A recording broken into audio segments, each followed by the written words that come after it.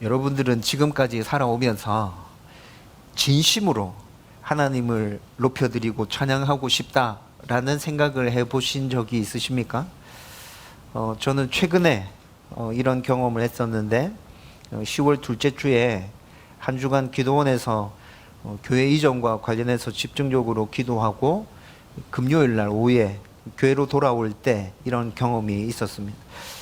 여러분도 잘 알듯이 우리는 7월과 8월 두 달 동안에 교회 이전과 관련해서 온 성도들이 함께 마음을 모아서 기도했었죠. 그리고 9월 첫째 주에 이전하기로 공동의회에서 함께 의논해서 결정했었습니다. 여기까지는 모든 일들이 아주 순조롭게 잘 진행되는 것 같았는데, 그런데 이전이 결정되고 난 후에 이전하는 것과 관련해서 여러 가지 일들을 진행하던 중에 모든 길이 다 막히면서 굉장히 암울한 지경에 이르게 되었죠. 여러분, 일이 이렇게 진행될 때 제 마음에 딱 들었던 생각이 집중적으로 기도하기 위해서 기도원에 들어가야겠구나라는 생각이 들었습니다. 제가 갑자기 5년을 지나오는 동안에 기도원에 갔었던 적이 잘 없었죠. 월요일마다 가덕 기도원에 가서 잠깐 기도하고 오는 게 전부였는데 한 주간을 총으로 비우고 기도원을 가는 일은 잘 없었죠. 근데 갑자기 이런 생각이 들었던 이유는 저는 올해를 시작할 때부터 올해가 우리 교회에 있어서 참 중요한 해다라는 생각을 계속 하고 있었거든요. 그런 생각을 계속 하고 있던 찰나에 여름을 지나면서 교회 이전을 결정하게 됐고, 그 일이 굉장히 순적하게 처음에 스타트가 됐는데 막상 본격적으로 일이 진행될 때 모든 길이 다 꽉 막혀 있을 때 이 일은 무조건 하나님께서 기도하라고 지금 사인을 보내고 있는 거구나 라고 자연스럽게 받아들여졌다는 것이죠. 개척하기 전에 기도원에 가서 집중적으로 기도했고 5년 지나는 동안에 그런 시간 한 번도 가지지 않았으니까 그냥 어차피 올해를 시작할 때 올해가 우리 교회에 있어서 중요한 해라고 생각했고, 또 이전에 진행되는 이 마당에 그래 일주일 통으로 비우고 가서 집중해서 기도해 보자. 그래서 10월 4일 월요일 날 기도원에 들어가서 수요일 새벽까지 금식하면서 기도하는데 성경을 읽고 기도하는 일에만 집중했습니다. 그래서 신약 성경을 처음부터 계속 한 주간 동안 읽어가면서 한 주간 동안 신약 성경을 다 읽었고 금식하면서 기도하는데, 그때 기도할 때 기도의 포커스는 당연히 교회 이전에 맞춰졌었겠죠. 교회 이전에 포커스가 맞춰졌어요. 그렇게 해서 수요일까지 기도하는데 하나님께서 아무런 응답을 해주시지 않았습니다. 수요일날 오전에 기도 시간 기도하기 시작하는데 하나님께서 교회 이전과 관련된 부분에 대해서는 한 말씀도 주시지 않고 앞으로 향후 5년 동안 다음 교회가 어떻게 건강하게 세워져 가야 하는지에 대해서 머릿속에 그림이 그려지듯이 그냥 하나님께서 이렇게 쭉 보여주시는 거예요. 그래서 그때부터 그러면 앞으로 5년 동안 우리 교회는 어떻게 가야 되죠? 라고 질문을 던지고 하나님께서 보여주시는 그림에 따라서 하나하나 상상하기 시작했어요. 제가 이런 상상을 거룩한 상상이라고 표현한다고 말씀드렸죠. 하나하나 상상하면서 앞으로 향후 5년 동안 이렇게 가야 되구나 라는 것들을 정리하고, 그게 금요일날 오전까지 기도였습니다. 수요일날 오전부터 금요일날 오전까지는 전부 다 그런 기도였어요. 그러고 난 다음에 이제 금요일날 오후에 교회로 돌아오기 위해서 기도원을 출발해서 나왔죠. 돌아오던 길에 교회 이전과 관련해서 기도원에 있을 동안에 아무와도 얘기하지 않았는데 이제 돌아오는 길에 몇 분과 통화를 했었어요. 돌아오는 차 안에서 전화를 해서 일이 어떻게 됐는지 물어봤었는데, 그런데 꽉 막혀 있던 교회 이전과 관련된 일들이 전화 통화를 하던 중에 다 뚫려져 있다는 걸 제가 알았어요.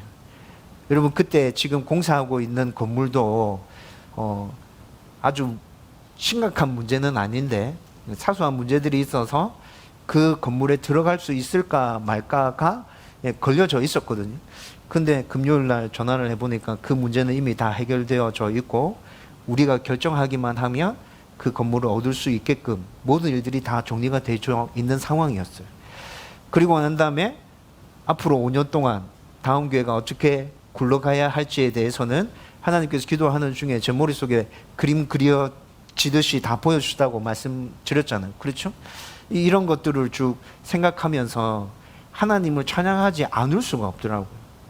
모든 길들은 다 막혀 있고 한 곳이 딱 뚫렸고, 그런데 그 뚫린 곳에 일들이 우리가 결정하기만 하면 굉장히 빠른 속도로 진행될 수 있을 것 같고, 그리고 향후 앞으로 5년 동안 교회가 어떻게 굴러가야 될지도 하나님께서 이미 말씀해 주셨고, 우리 성도들과 마음을 모아서 이제 열심히 뛰어가기만 하면 되겠구나 라는 생각이 들면서 돌아오는 차 안에서 혼자 부흥성회가 열린 거죠. 찬송하고 기도하고 막 눈물 흘리고 막 진짜 난리 났었습니다. 그때 돌아오는 중에 계속해서 들었던 찬양이 교회여 일어나라. 한 시간 반 정도 그 찬양만 수십 번 들으면서 그렇게 기도하면서 내려왔었죠. 그냥 자연스럽게 하나님을 찬양하고 싶은 마음이 그때 생겼어요. 그냥 하나님 찬양 받으시기에 합당하신 분이다. 오늘 우리가 읽은 본문도 하나님의 섭리와 인도를 깨달은 다윗이 하나님을 찬양하고 지혜로운 아비가일을 칭찬하는 말씀이죠. 이렇게 하나님을 높이며 찬양했더니 하나님이 온전히 나발과 관련된 일을 마무리 지으면서 당신을 높이며 찬양해야 할 이유를 더 분명하게 보여주십니다. 어떤 일을 만나든 하나님만을 찬양하는 자에게는 이런 일이 일어나게 될 것입니다. 저와 여러분들이 오늘 이 말씀을 나누면서 우리의 모든 일들 가운데 나도 온전히 하나님만을 찬양하고 그분만을 높여 드려야겠다. 그리고 하나님께서 친히 일하시며 모든 일들을 선하게 이끌어 가시는 모습을 보면서 더더욱 하나님의 이름을 높여야겠다 결단할 수 있기를 주님의 이름으로 축원드립니다. 우리는 지난주에 지혜로운 여인 아비가일의 말과 행동을 통해서 나발의 집안에 아무 잘못이 없는 사람들을 죽음에서 구할 뿐만이 아니라 다윗이 무죄한 자들의 피를 흘려서 하나님의 계획에 흠집을 내는 일을 막는 것을 우리가 쭉 살펴봤었습니다. 우리가 살아가는 삶의 현장 가운데서도 크고 작은 일들이 계속해서 일어나잖아요. 근데 그 일들을 처리할 때 지혜롭게 말하고 지혜롭게 행동하면 쓸데없는 신경전, 다툼들, 눈치 싸움들 다 피할 수 있고, 그리고 사람들과의 관계도 굉장히 원만하고 부드럽게 유지할 수 있다는 걸 우리는 너무 잘 알고 있습니다. 그들에게 축복의 통로의 역할을 할 수 있다는 것도 너무 잘 알고 있죠. 그래서 세상을 살아가면 살아갈수록 지식이 필요한 게 아니라 우리 가운데 필요한 건 지혜구나. 많이 알고 있는 것보다는 알고 있는 이것을 어떻게 풀어서 사람들한테 잘 적용시키고 나에게 잘 적용시킬 수 있을까가 지혜인데, 이게 정말 필요하구나라는 걸 정말 많이 느끼죠. 특별히 세상을 살아가고 있는 성도인 저와 여러분들은 세상적인 지혜보다는 하나님의 지혜가 정말 우리 가운데 필요하다라는 것들을 깨닫게 되죠. 저와 여러분에게 하나님의 지혜가 넘쳐서 모든 일에서 하나님의 영광을 드러내고 주위 사람들에게 하나님의 은혜와 복을 흘려보내는 축복의 통로의 역할을 감당할 수 있기를 주님의 이름으로 축원드립니다. 이제 오늘 말씀을 한번 살펴보십시다. 우선 32절 말씀에 보면 다윗이 하나님을 찬양하라 라고 선언하고 있습니다. 여러분, 지금 다윗이 선언하고 있는 하나님 찬양, 이 선언은 그와 그의 일행들, 다윗과 함께 지금 나발의 집을 치기 위해서 가고 있는 일행들이 있죠. 그리고 또 그렇게 가던 길에서 아비가일과 함께 하고 있는 종들도 딱 길에서 만났잖아요. 모든 이들에게 지금 이 선언을 하는 거예요. 다윗 자신뿐만 아니라 그와 함께 하고 있는 일행들, 아비가일과 그와 함께 하고 있는 일행들, 하나님을 찬양하라 라고 선언하고 있는 거죠. 여러분, 히브리어로 이 말씀을 또 살펴보면 다윗이 찬양하라고, 하나님을 찬양하라고 말하는 그 핵심은 하나님의 섭리를 찬양하라고 얘기하고 있는 것입니다. 하나님의 섭리를 모든 이들은 다 찬양하라 이렇게 외치고 있는 것이죠. 여러분, 지금 아비가일을 다윗에게로 보내신 그 하나님, 다윗은 지금 이 일이 하나님의 섭리 가운데 이루어지고 있다고 얘기하고 있는 거예요. 아비가일과 다윗을 길에서 딱 만나게 하신 하나님, 이 역시 하나님의 섭리 가운데 이루어진 일이다.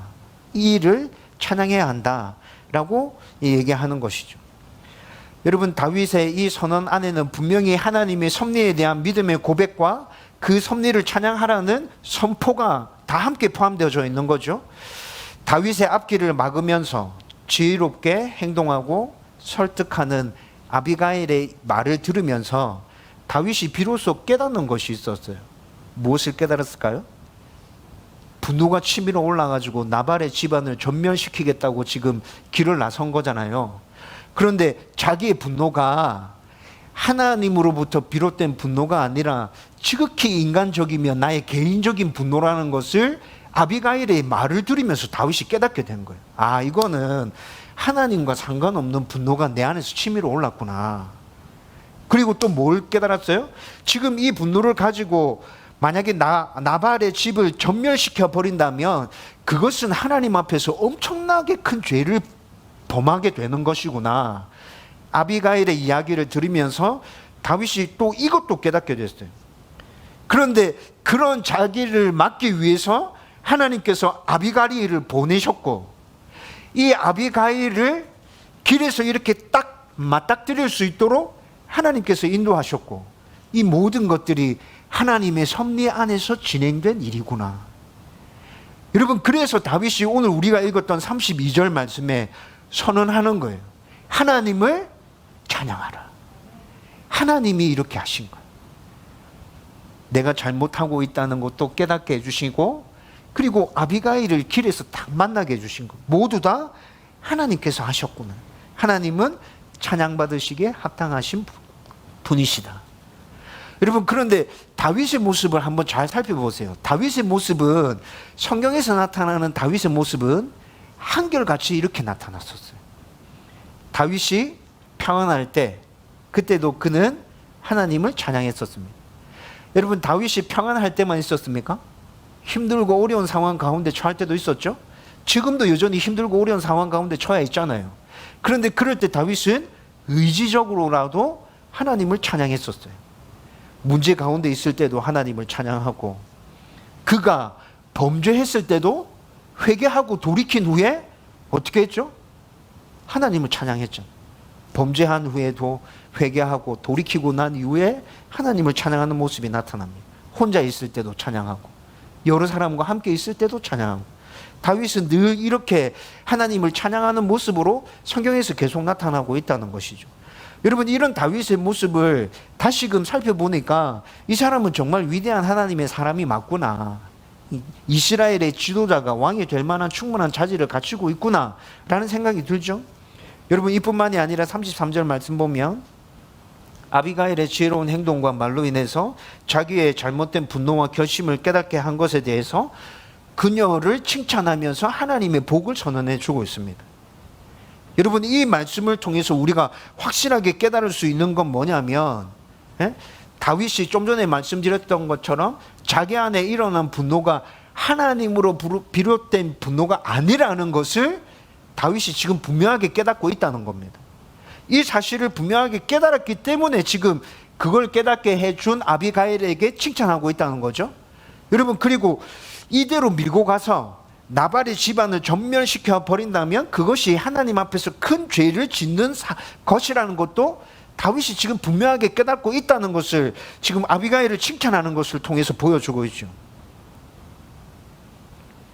이 모든 것들을 깨닫고 난 다윗이 그래서 32절 말씀에 하나님을 찬양하라고 첫 번째로 선언한 것입니다. 그렇게 하나님을 찬양하고 난 다음에 지금 33절 말씀에는 어떻게 하고 있어요? 이를 깨닫게 해준 아비가일을 칭찬하면서 그에게 하나님의 복을 선언해 주고 있다는 것이죠. 너의 가운데도 물론 하나님의 섭리가 작용해서 너가 지금 이렇게 와서 나한테 이렇게 얘기해 주는 것이지만 너는 참 지혜로운 여인이구나. 하나님께서 너를 쓰시기에 합당한 인물이다, 너는. 지금 이런 의미에서 아비가일을 칭찬해 주고 있다는 거죠. 그리고 너는 하나님의 은혜와 복을 받을 만한 충분한 자질을 갖추고 있어. 너의 가운데 하나님의 은혜와 복이 넘쳐났으면 좋겠어. 여러분, 지금 다윗이 이런 모든 것들을 다 포함해서 아비가일에게 이렇게 칭찬과 축복의 선언을 해주고 있는 거예요. 32절과 33절 말씀 지금 간단하게 설명해 드렸는데, 여러분 이 말씀을 쭉 살펴보니까 다윗 입장에서는 하나님을 찬양할 충분한 이유가 됐겠죠. 지금 이 사건에서 다윗 입장에서 생각해 봤을 때 32절과 33절에 나타난 모습으로 다윗은 하나님을 찬양할 충분한 이유가 생긴 거예요. 진짜 온 마음에서 하나님을 찬양하고 싶은 그 열정과 열망들이 끌어올랐을 거예요. 시편에서 그 수많은 하나님을 향한 찬양들이, 이런 상황 가운데서 비롯된 다윗의 진심이라는 것도 오늘 본문을 보면서 짐작할 수 있게 되는 거죠. 그때 힘들고 어려울 그때 다윗이 하나님을 찬양했던 건 이런 상황에서처럼 그렇게 찬양을 했던 것이구나, 이런 것도 알 수 있게 된다는 거죠. 여러분, 이제 오늘 본문 말씀을 방금은 다윗의 관점에서 하나님을 찬양할 이유에 대해서 설명해 드렸는데, 그러면 아비가일의 관점에서, 지금 오늘 본문에서 다윗과 아비가일이 딱 등장하고 있는 거잖아요. 그렇죠? 아비가일의 관점에서 하나님을 찬양할 이유에 대해서도 한번 생각해 보십시다. 여러분, 오늘 본문을 읽어 보셔서 아시겠지만 오늘 본문은 주로 다윗이 아비가일에게 이야기하고 있었습니다. 아비가일이 말하는 장면은 37절에 나발에게 다윗과의 만남을 알려주는 아주 간단한 소개로 끝납니다. 해설자가 나타나서 아비가일이 지금 나발에게 어제 다윗과 있었던 일들에 대해서 이렇게 알려주었다. 해설자가 지금 이렇게 얘기하는 걸로 아비가일의 등장은 끝나죠. 그런데 이런 말씀만 보면, 아니 목사님, 아비가일의 관점에서 하나님을 높이고 찬양해야 할 만한 이유를 오늘 본문에서 찾을 수 있습니까? 아비가일이 뭐 특별히 말하는 모습이 나타나지 않는데요, 이렇게 생각할 수 있잖아요. 그러나 우리가 성경 말씀을 통해서 붙들어야 하고 받아들여야 할 말씀에는 합리적으로 추측할 수 있는 것들, 합리적으로 이성적으로 굉장히 이상하지 않게 생각을 했을 때 도출되는 결론까지, 그것을 하나님의 말씀이라고 받아들이는 것 다 포함해서 성경은 우리 가운데 말씀해 주고 있는 것이라고요. 쉽게 말씀드리면 성경에 구체적으로 얘기하지 않는 것들이 너무 많아요. 그렇죠? 성경에는 주로 원칙과 진리에 대해서만 이렇게 쭉 얘기하고 있잖아요. 그런데 그 원칙과 진리 안에서 합리적으로 생각했을 때, 이상하지 않게 정상적으로 생각했을 때 도출되어지는 결론들이 있죠. 그 결론들까지도 하나님께서 우리에게 주시는 말씀이라고 우리는 받아야 한다는 것입니다. 성경에 그런 것들 되게 많아요. 여러분, 그렇게 합리적으로 생각해서 도출되어지는 결론까지 우리가 하나님의 말씀이라고 받아야 된다, 이 관점에서 오늘 아비가일의 모습을 한번 살펴보자는 것입니다. 이런 관점을 가지고 아비가일의 모습을 살펴보면 오늘 본문의 상황이 있고 난 후에 아비가일의 모습을 한번 상상해 보십시오. 제가 상상해 봤을 때는 아비가일도 분명히 하나님을 찬양했을 것입니다. 왜 이런 추측이 가능하죠? 여러분, 그 이유는 지난주에 우리가 살펴본 아비가일은 경건하고 현명하고 지혜가 넘치는 여인이라고 그랬죠. 그래서 다윗의 모습을 보면서 비록 그가 지금은 사울 왕에게 반역자로 몰려서 쫓기고 있는 신세이지만 다윗이 지금까지 했던 그 모습을 볼 때 언젠가는 다윗이 이스라엘의 지도자로 우뚝 서서 사울 왕보다는 더 큰 일을 감당할 것처럼 아비가일의 눈에는 계속 보였다고요. 그래서 지난주에 살펴봤던 말씀에서 아비가일이 이것을 은연중에 표현하기도 하죠. 그리고 큰 일을 맡았을 때 어떻게 해달라고 끝부분에 말씀했죠? 큰 일을 맡았을 때, 당신이 큰 일을 맡았을 때 저를 기억해 주십시오. 아비가일이 이렇게 부탁까지 했잖아요. 여러분, 아비가일이 이렇게 경건하고 현명하고 지혜로운 여인이었다면 오늘 본문에 나타나는 다윗의 모습을 통해서도 하나님이 다윗 가운데 일하고 있다는 것을 분명하게 보았을 것입니다. 여러분, 앞에서 다윗이 하나님의 섭리에 대해서 찬양하라고 선포했다 그랬잖아요. 아비가일도 그 하나님의 섭리를 제가 생각했을 때는 똑같이 보고 있었어요. 자기의 말을 듣고 분노를 가라앉히는 다윗, 나발 집안을 전멸시키겠다는 잘못된 판단에서 돌이키는 다윗, 그러면서 오히려 자기를 칭찬하면서 하나님의 복을 선언하고 있는 다윗을 보면서 다윗 가운데 하나님이 역사하고 계시구나, 아비가일이 분명히 느꼈을 겁니다. 여러분, 만약에 하나님이 이렇게 역사하지 않았다면 다윗이 나발의 집안을 전멸하기 위해서 나섰을 때 제일 먼저 죽은 사람 누굴까요? 아비가일이 보냈던 종들, 제일 먼저 죽었을 거예요. 그렇죠? 그리고 난 다음에 두 번째로 죽었던 사람이 아비가일이겠죠. 다윗이 이 상황에서 돌이키지 않는다면 여러분, 지금 아비가일은 죽은 목숨이에요. 근데 순식간에 다윗이 변화되어서 자기가 한 이야기를 다 받아들이고 있거든요.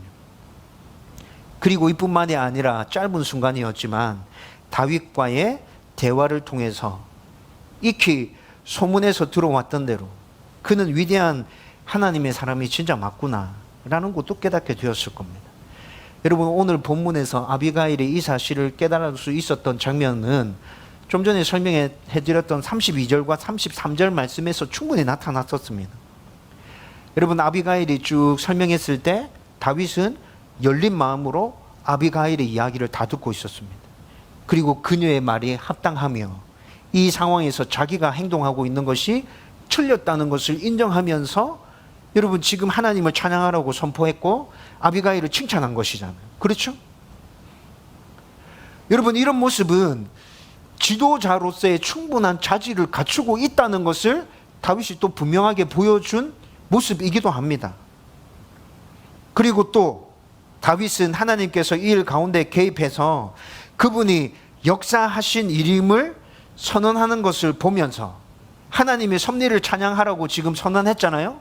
아비가일이 다윗이 이렇게 선언하는 모습을 보면서 이 사람은 정말 믿음의 사람이 맞구나, 신앙의 인물이 맞구나, 그것도 확인했을 거예요. 오늘 본문에서 다윗에게 나타난 이런 모습은 이스라엘 왕이라면 반드시 갖추어야 되는 자질로 여겨지죠.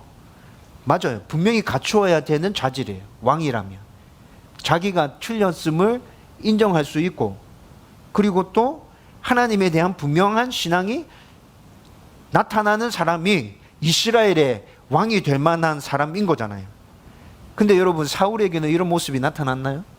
사울에게는 이런 모습이 나타나지 않았어요. 그의 아들 요나단이 다윗은, 아버지 다윗은 충신입니다, 아버지 그를 죽이려고 따라다니는 건 정말 아버지가 잘못하고 있는 거예요, 아버지 진짜 이러시면 안 됩니다 라고 울면서 매달리고 만류하는데도 사울은 어떻게 했죠?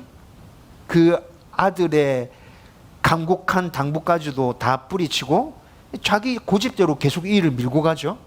이것뿐만이 아니잖아요. 심지어 다윗이 엔게디 동굴에서는 사울을 죽일 수 있는 기회가 왔었지만 그 기회까지도 뿌리치고 왕을 살렸잖아요.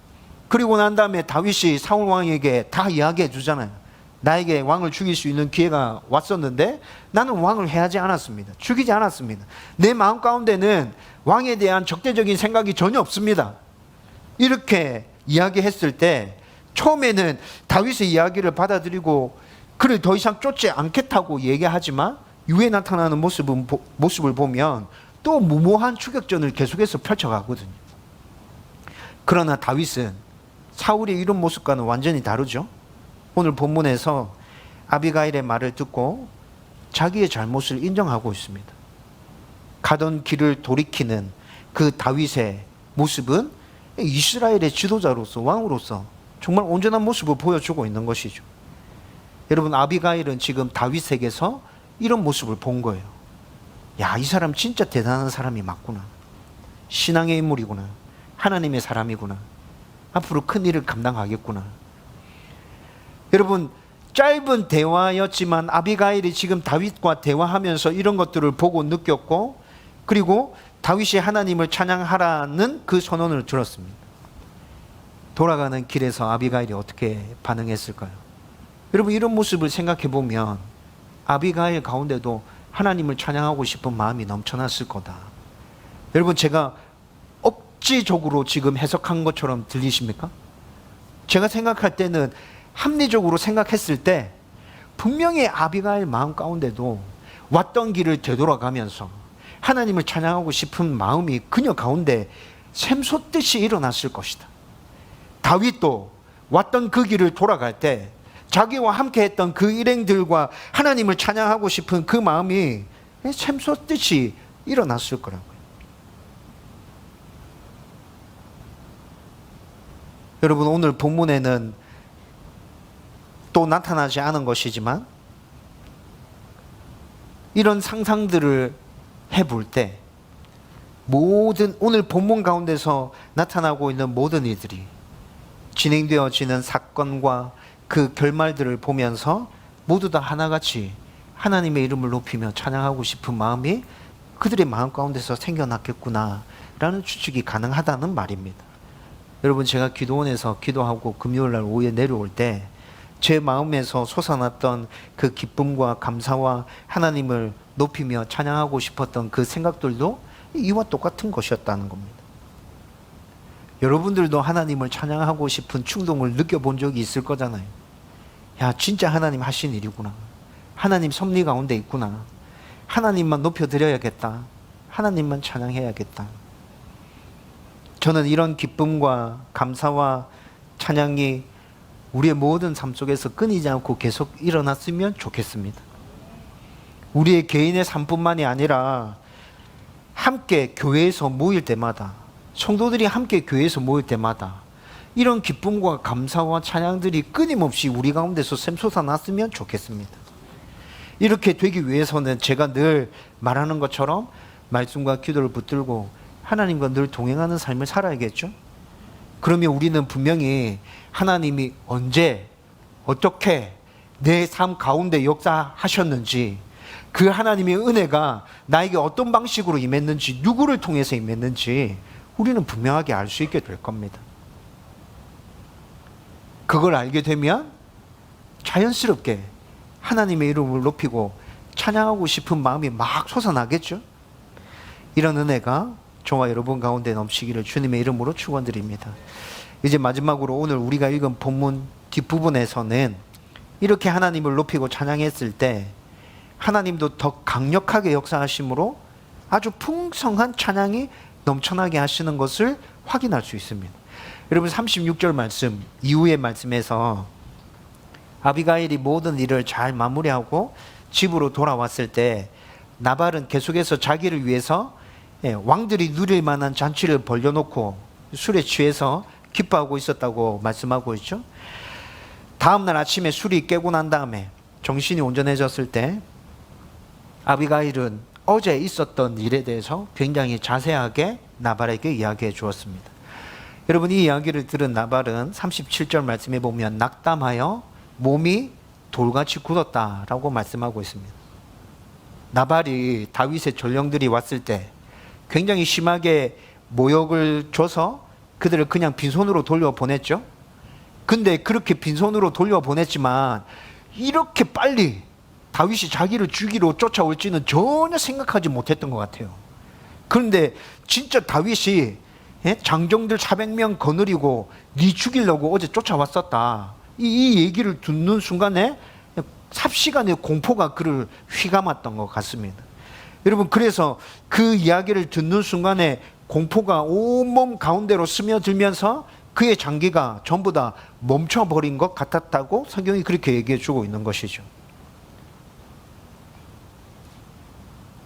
분명한 것은 나발의 잘못으로 인해서 어제 그 집안 전체가 전멸할 뻔했다는 거잖아요. 분명히 이것은 사실이에요. 아비가일이 나서지 않았다면 지금 이 시간에 나발 집안에 있는 모든 사람들은 다 전멸하고 없었을 거예요. 여러분, 이것을 깨닫는 순간에 그의 가운데 엄청난 공포와 온몸이 굳어지는 이런 일들이 일어나게 됐다는 것입니다. 그리고 오늘 우리가 읽었던 본문 말씀에서 뭐라 얘기하고 있죠? 열흘이 지난 후에 하나님께서 그를 치심으로 그가 죽었다, 이렇게 오늘 말씀이 끝나고 있었습니다. 여러분, 나발은 분명히 다윗의 분노를 촉발시킨 인물이 맞습니다. 다윗으로 하여금 분노를 촉발시켰고, 다윗이 그 때문에 지금 그의 집안을 전멸시키기 위해서 쫓아나왔던 거잖아요. 여러분, 그런데 나발이라는 이름의 뜻이 본래 뭐라고 설명해 드렸죠? 나발, 자기 본명이 아니라 그랬죠. 별명이라 그랬어요. 별명인데 이 사람이 이 별명이 붙어 있는 걸 보면 대충 어떤 사람이었는지 짐작이 가능하다는 것도 설명해 드렸잖아요. 나발의 뜻은 무가치한 사람, 미련한 자, 바보, 이런 뜻을 가지고 있다고 그랬죠. 여러분, 이 이름의 뜻이 말해주듯이 나발은 모든 사람에게 저 사람 아무 쓸모없는 사람이야. 저 사람은 악한 사람이야, 나쁜 사람이야. 여러분, 이렇게 점찍혀져 있는 사람이었다고요.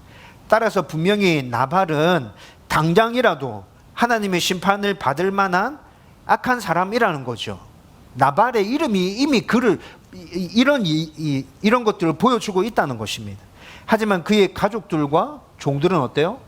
나발의 가족들과 종들은 어떻죠? 당장 진멸되어야 하는 악한 사람이 맞습니까? 물론 그들도 죄인이기는 하지만 여러분, 하나님은 이 세상에 있는 모든 죄인에 대해서 인내하시고 참으시고 구원하시기를 원하시잖아요. 그래서 하나님께서 구원 계획들을 세우시고 이 모든 일들을 다 진행하신 거고, 여러분, 나발 집안에 있는 가족들과 그의 종들은 하나님의 이 구원 계획 안에 포함되어져 있는 사람들이라고요. 비록 나발은 그렇게 악할지라도 여러분, 하나님께서 그래서 다윗으로 하여금 나발 집안의 모든 사람들을 진멸하는 일을 막으신 거예요. 여러분, 지금 하나님이 다윗에게 얘기하는 건 이런 겁니다. 나발 때문에 네 열받은 거 내가 안다. 그놈은 죽어 마땅한 놈이다. 근데 네 지금 그놈 때문에 그 집안에 있는 사람들 다 죽이려고 네 작정하고 있지. 그건 안 돼. 하나님께서 그래서 다윗을 막으시는 거예요. 여러분, 이렇게 다윗을 막고 난 다음에 하나님께서 어떻게 하셨습니까? 나발을 그냥 두셨습니까?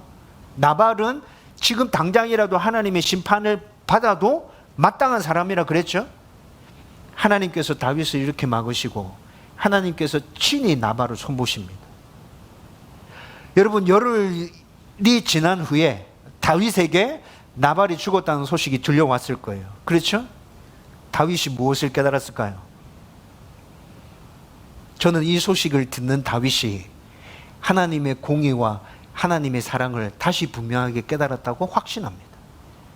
하나님은 공의로우신 분이 맞구나. 하나님은 사랑이신 분이 맞구나. 죄 없이 죽는 그들의 백성을 품어주시고 죄에 있는 사람에 대해서는 정확하게 심판하시는 분. 내가 죄 없는 사람을 죽이려 할 때 하나님은 나의 길을 막으시고, 그리고 죄에 있는 사람에 대해서는 하나님이 친히 심판하심으로 공의를 이루시구나. 여러분, 다윗이 열흘이 지난 후에 나발이 죽었다는 소식을 들으면서 저는 이 사실을 다시 분명하게 확인했다고 확신합니다. 다윗의 마음 가운데 하나님을 찬양하고 싶은 마음이 다시 샘솟아났겠죠. 하나님은 진짜 찬양받으시기에 합당하신 분이구나. 모든 일들을 협력하여 선을 이루시는 분이구나. 하나님은 나의 선하신 아버지가 맞구나. 여러분, 오늘 말씀 가운데 이렇게 하나님을 찬양해야 될 이유, 하나님을 찬양했을 때 하나님은 더 완전하고 완벽하게 모든 일들을 이루시면서 우리로 하여금 더 온전한 찬양을 받기를 원하신다는 것을 쭉 살펴봤었습니다. 여러분, 이 말씀을 여러분 가슴 가운데 새기시면서 나도 어떤 일들 가운데 온전히 하나님만 높여드리고 찬양해야겠다 마음에 결단할 수 있기를 주님의 이름으로 축원드립니다. 이제 말씀을 정리하려고 합니다. 좀 전에도 말씀드렸는데 여러분, 우리의 모든 삶 가운데는 하나님께서 함께하고 계십니다. 모든 일들을 통해서 협력하여 선을 이루실 것입니다. 지금까지 하나님이 우리를 그렇게 이끌어 오셨습니다. 앞으로도 하나님은 그렇게 이끌어 가실 거고요. 따라서 우리는 힘든 일이 있든지 기쁜 일이 있든지 모든 일 가운데서 하나님을 높이고 찬양하면 됩니다.